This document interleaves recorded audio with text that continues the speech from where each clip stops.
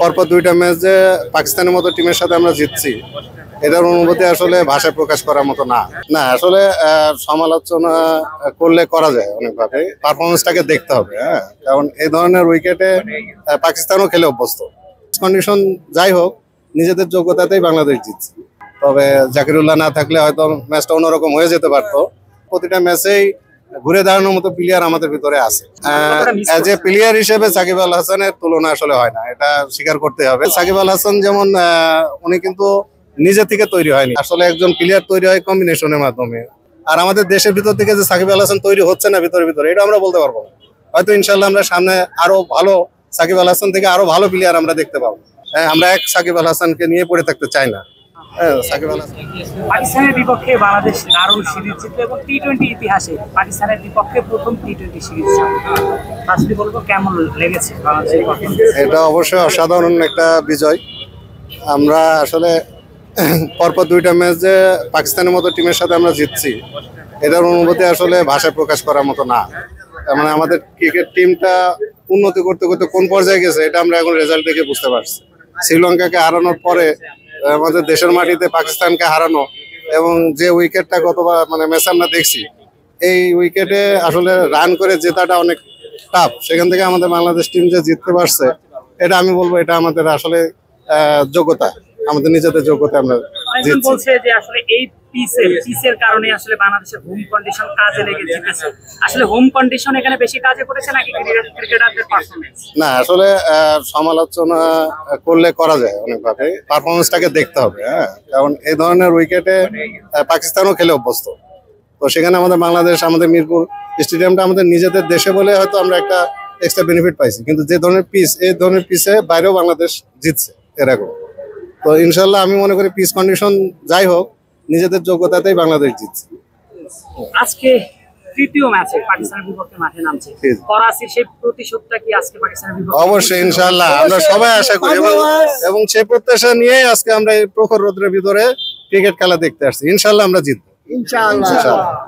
আর হচ্ছে বাংলাদেশের দলে কিছুটা অলরাউন্ডারের যে একটা পারফরমেন্স থাকে, আগুন ঝরা পারফরমেন্স, সেটি আসলে মিস করছি নাকি? এটা তো অবশ্যই আমরা প্রত্যেক ম্যাচেই মিস করি অলরাউন্ডার পারফরমেন্স, যেমন গত ম্যাচেও আমরা মিস করছি।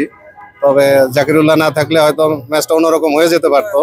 তো আমি মনে করি আল্লাহ সহায় থাকলে প্রতিটা ম্যাচেই ঘুরে দাঁড়ানোর মতো প্লেয়ার আমাদের ভিতরে আছে। সেক্ষেত্রে সাকিব আল হাসানকে বাংলাদেশ দলে কিভাবে অ্যাজ এ প্লেয়ার হিসেবে সাকিব আল হাসানের তুলনা আসলে হয় না, এটা স্বীকার করতে হবে। অ্যাজ এ প্লেয়ার আমরা তাকে মিস করি, সব প্রতিটা ম্যাচে আমরা তাকে মিস করি প্লেয়ার হিসেবে, এবং এখনো মিস করি। সাকিব আল হাসানের মতো আরো ক্রিকেটার তৈরি করতে পারছে না বিসিবি, এটা তাদের ব্যর্থতা না?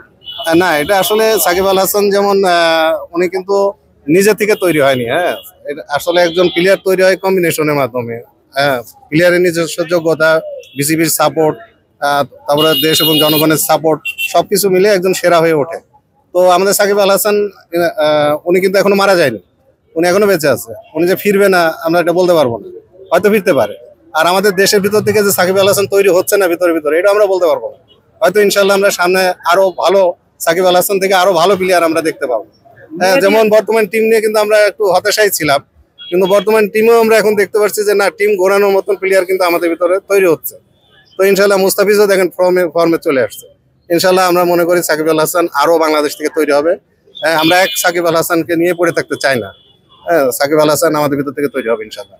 মেহেদী হাসান মিরাজ এবং শেখ মেহেদী, এদের মধ্যে আসলে সাকিবের কিছু গুণ দেখতে পাই। হ্যাঁ, কিছু গুণ অবশ্যই দেখতে পাই, তবে সাকিব আল হাসানের সাথে কম্পেয়ার করা যাবে না। এটা এখনই কম্পেয়ার করাটা আমি মনে করি না, আমি ব্যক্তিগতভাবে মনে করি না যে সঠিক হবে। হ্যাঁ, যে যার জায়গা থেকে আসলে তার নিজস্ব উজ্জ্বলতা ছড়িয়ে যাচ্ছে।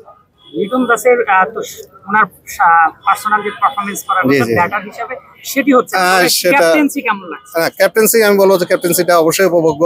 ওনার ক্যাপ্টেন্সিটা উনি নিজের যোগ্যতা প্রমাণ করছে আসলে, নাহলে পরপর দুইটা ম্যাচ আমরা জিততে পারতাম না। এবং আশা রাখি আজকে ওনার ক্যাপ্টেন্সিটা আমরা প্রমাণ পাবো।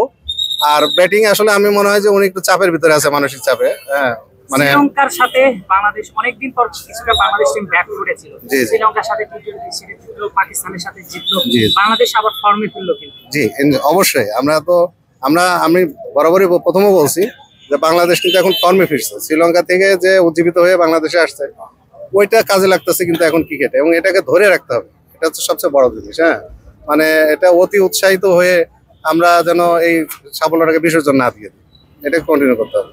ধন্যবাদ।